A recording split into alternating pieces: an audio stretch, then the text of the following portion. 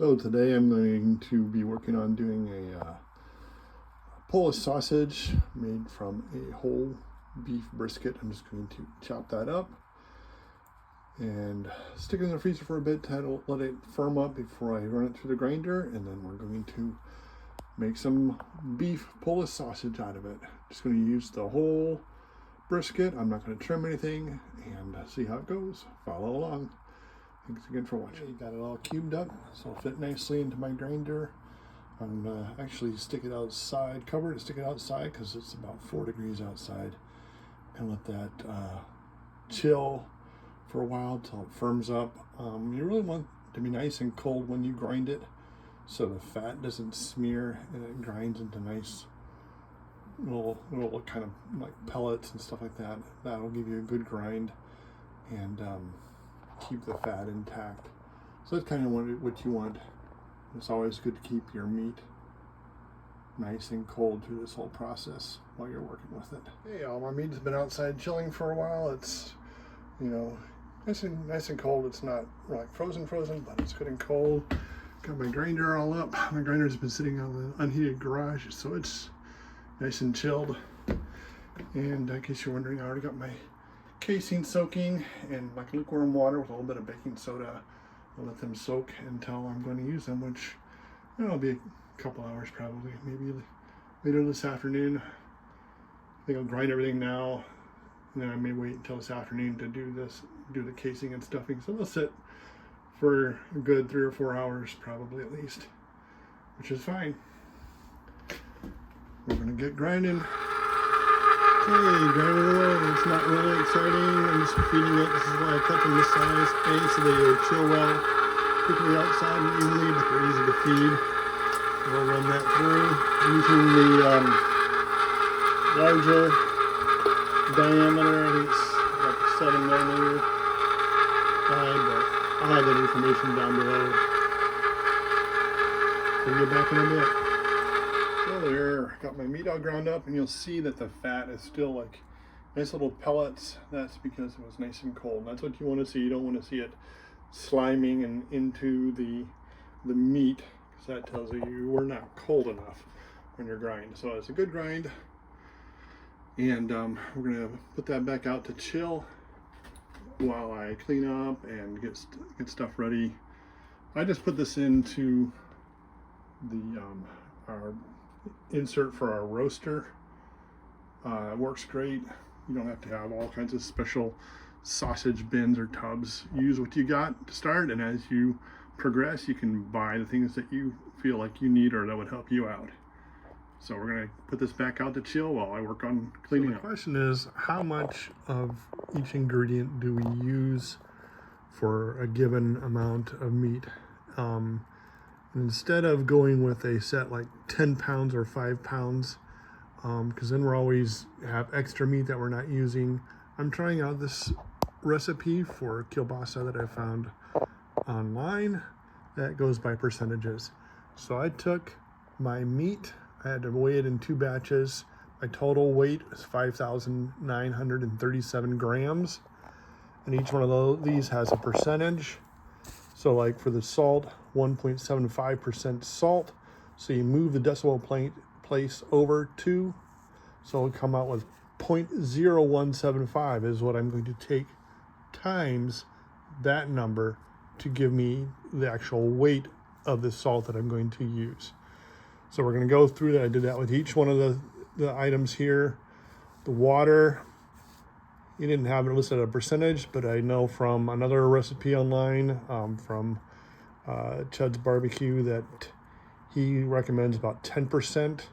So I'm going to use that to figure out the weight of water that I'm going to add. And we're going to go from there. I'm also going to add some powdered milk, and I don't have that down here, but I'll add that later in the description below, exactly what I did with the powdered milk. That helps with the binding, and helps the sausages stay nice and plump when they smoke. So that's where I'm going to go, and I'll come back when I have that all figured out. Okay, well there we go. I just used my little scale. It's only accurate out to, you know, point, you know, just a 1 decimal point. So I had to kind of measure accordingly. Got all my spices and salt all together, mixed together. I did my pickling spices. I just ground them up in an old coffee grinder for a bit. Got my powdered milk measured out. I do my curing salt separate because I like to make sure I get that dissolved really well in the water that I'm going to add before going in, so it spreads out well. I may end up making a slurry out of all the spices. I haven't decided yet, but that's how it's done. The nice thing about this is it's very, very, very accurate, you know, for the quantity of meat you have. So we're going to try this recipe out and see how it goes. We can adjust accordingly by changing a percentage for the next batch. And then we can make any size batch we want pretty easy. I should say too, the nice thing about weighing your ingredients rather than measuring is that you can use any salt you want as long as it doesn't have all the additives and stuff like that. So I'm using pickling canning salt, but you could use kosher salt or something else too, because once you weigh it out, the weight is what matters. Because if you try to measure teaspoon of kosher salt and teaspoon of canning salt, are going to be way different in their percentage of salt that you're going to get. But by weighing it, you're going to have the same percentage whether you use kosher salt or canning salt or some other salt that doesn't have a whole bunch of other additives in it. So that's why we choose to go this route. I got my spices all mixed in, except for everything except for my water with my curing salt mixed into it and my powdered milk. I have to go and run some errands, and I really like to mix my water in right before I stuff it, because it makes the stuffing process go easier. If you mix the water in and curing salt and stuff like that and let it sit in the cooler for a couple hours, it really firms up and gets a lot harder to stuff. But this way, we're going to mix that water in right before we stuff, and it'll stuff easier. But it is the best time if you're going to sample your sausage. This is the time to do it. Once you add the curing salt, you really want to let it cure for at least 12 hours. If you would mix the curing salt in now and then sample it, you're going to be putting yourself in danger. The cure hasn't had time to do its thing, and you're going to be getting those nitrates. You're just going to be eating them, and it hasn't been able to do its thing and turn into the helpful gases that protect the meat. So you're going to sample your meat, sample it before you put your curing salt, or wait at least 12 hours. So I'm going to mix this all up, stuff it, then let it sit overnight, and actually do my smoking tomorrow. So let's give this a try real quick.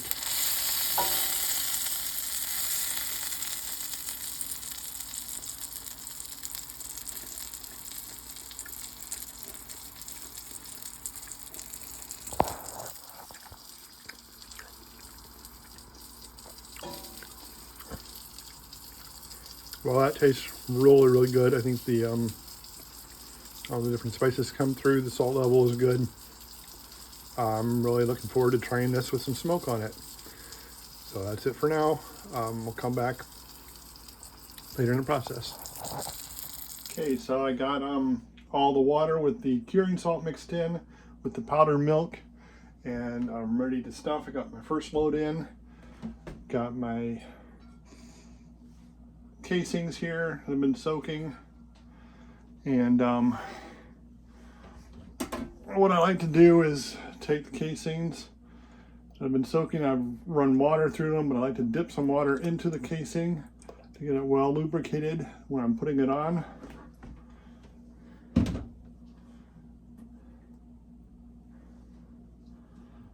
then feed them on with that water in there. It helps them to slide onto the horn really nice and easily.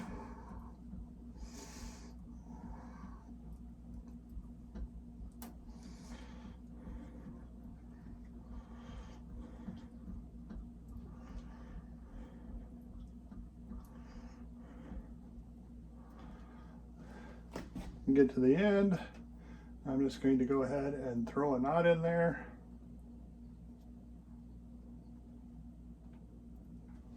around the Sheikah site located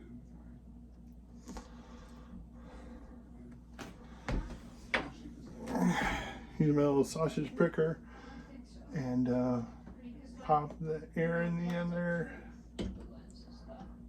so we don't start out with air bubbles. And then we're just going to crank it out. Don't want it too firm because when we twist links, we can make it a little firmer. So you just kind of get used to it. I'm still learning. I'm not the greatest at this, but we make it work. I think you're pretty great. Just kind of put some pressure on it as it's coming out. I'll let that baby fill up. Kind of fill it, see where that feels good, and keep going.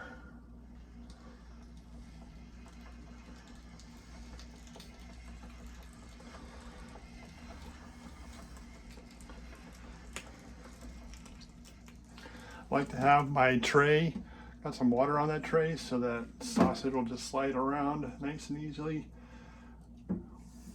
I can fill this here and move things around as I'm going. Make sure I'm not overstuffing. Kind of adjust things as we go. Keep on stuffing.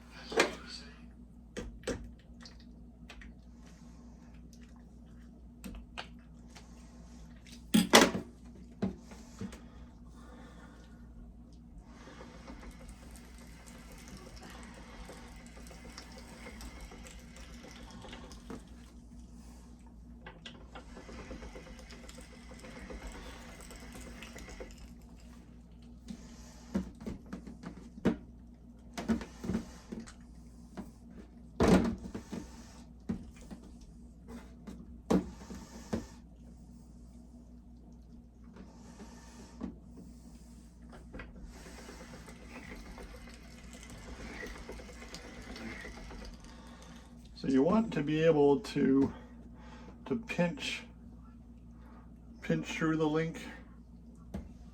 Get the steam down a little bit more. To be when you're going to make your links, you want to be able to pinch it. So if I'm feeling that it's too tight to be able to pinch through like that, then you know you need to loosen up your stuff a little bit. I don't know if that makes any sense, but that's kind of what I do. Feel that out, it's feeling a little tight, so I'll kind of squish some forward a little bit.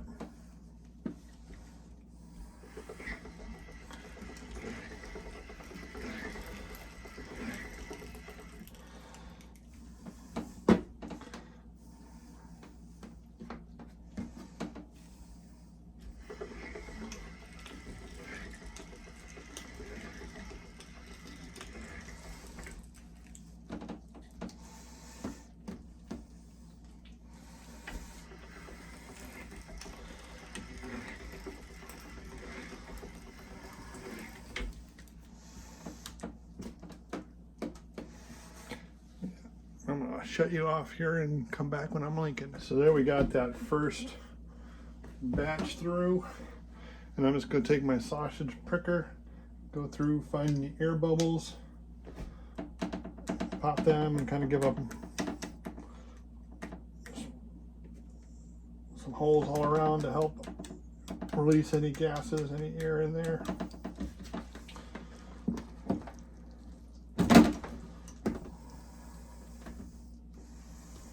Do the other side.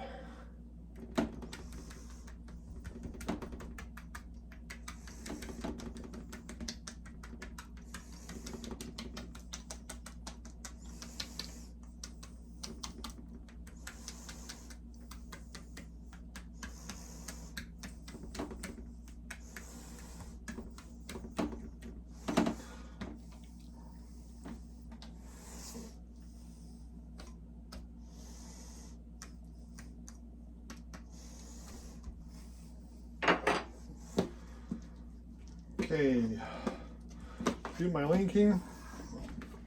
I have marks on here. I'm going to do about 14-inch links. It's going to fit in my smoker pretty good. So I'm just going to pinch that mark, measure out another 14-inch, and pinch. Sure if you're showing that very well. Pinch and then twist.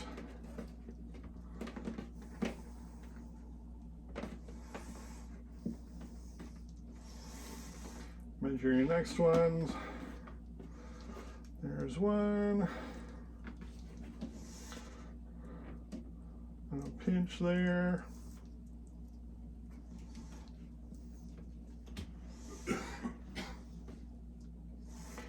And then pinch. So pinch, pinch, twist.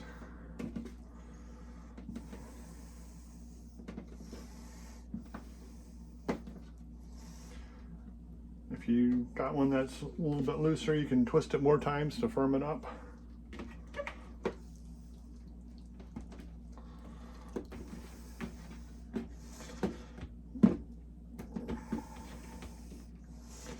Measure it out, pinch. Measure the next one, pinch, and twist. That way you don't have to twist one way and twist the next way like some people do.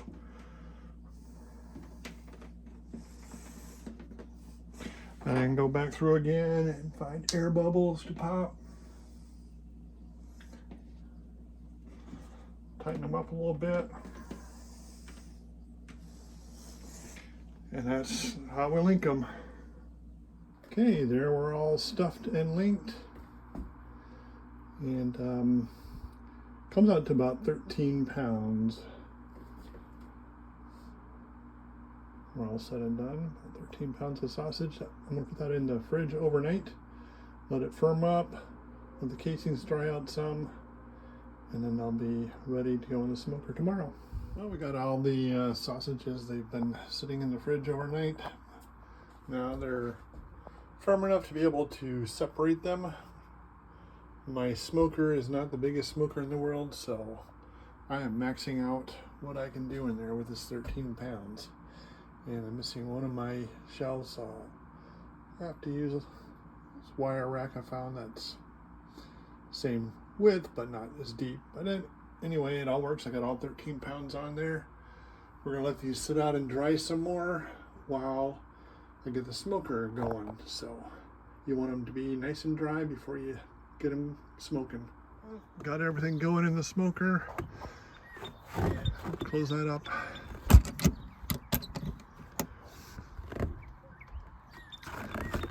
Got my little oak generator on the side here. That works all right, but I find that you can't fill it up as full as you would like because the chips get stuck in the chamber and don't fall down. But I can fill it about half full and it does all right. Using apple chips today. Gonna run it probably about less than 150, so like a warm smoke, not a cold smoke, not a hot smoke, but around 150, 130 to 150 for about 3 to 4 hours. We'll check on them in a couple hours, see how they're doing. It's been about 2 hours. Let's take a peek, see what we are getting. Those things are getting some really nice color on them. I think we'll go at least another hour yet, but it's looking pretty good. It's been keeping it right around that 130 to 150 range, and we're gonna let her keep rolling. Brought them in from outside. They've been in the smoker for about 3 hours. This is where we're gonna do the finishing. I'm sure they're not up to temp yet, but we're gonna put them in sous vide for 20 minutes, half hour, and get them up to 150. They really only need to be at 150 for about a minute to be fully cooked and safe to eat. So by charts that I found online. So So they're going to go in there for about half an hour. We'll check in then to see where they're at. There they are, all going for a swim for half an hour or so. I decided to go with my big tank just to fit them all in easier instead of my smaller one, which I know I'd have a hard time fitting them in there.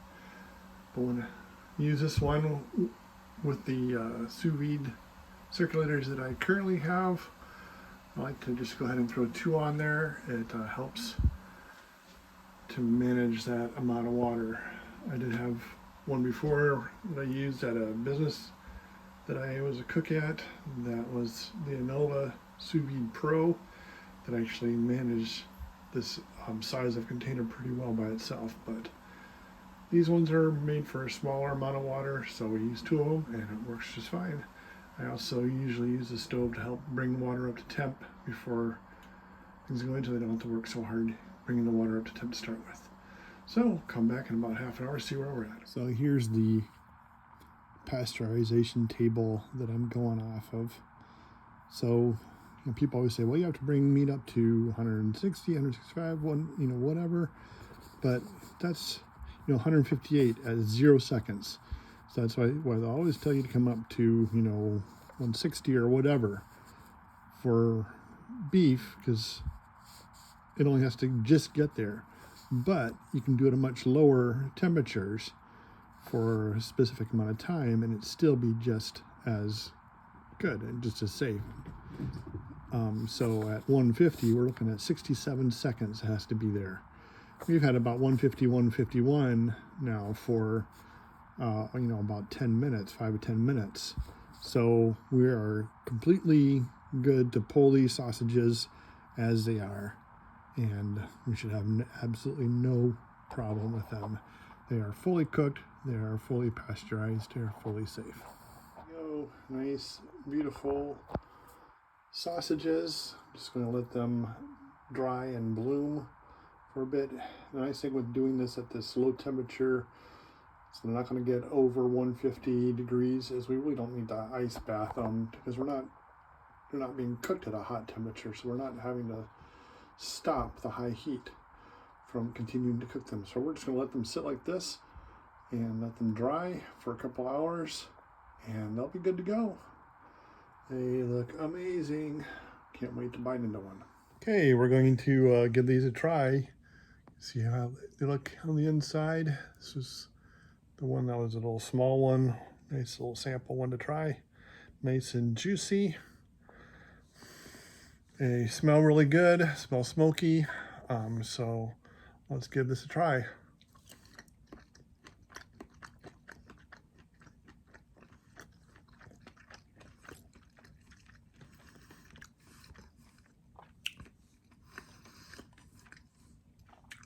That has excellent flavor, nice smokiness. The seasonings are good. Let's try this.